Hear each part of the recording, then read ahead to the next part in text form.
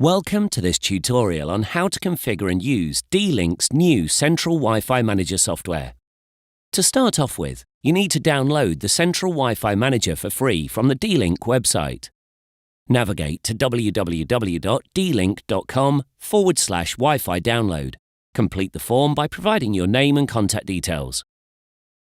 Once downloaded, double-click the Setup program and select Next. You'll be prompted to enter the external IP address of your server, or if you use a dynamic DNS service, enter the host name. This is so that the access points know where they need to dial back to. The next step configures the ports that the Central Wi-Fi Manager will use to communicate with the APs. These ports can be changed, but for this demo, I'll leave these at the default settings. If you change the defaults, then you need to remember to change it on each and every access point. It is recommended that you leave the defaults unless you have a clash.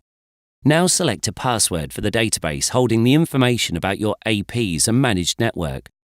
If your system doesn't have them installed already, then you'll be asked to install the Microsoft Visual C++ 2008 redistributable runtime libraries.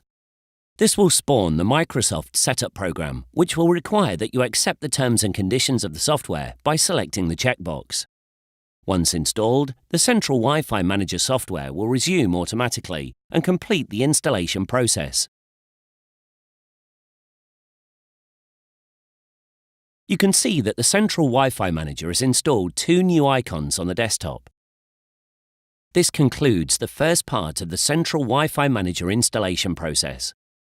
The next step requires that you load the management modules for all the access points you intend to use in your network.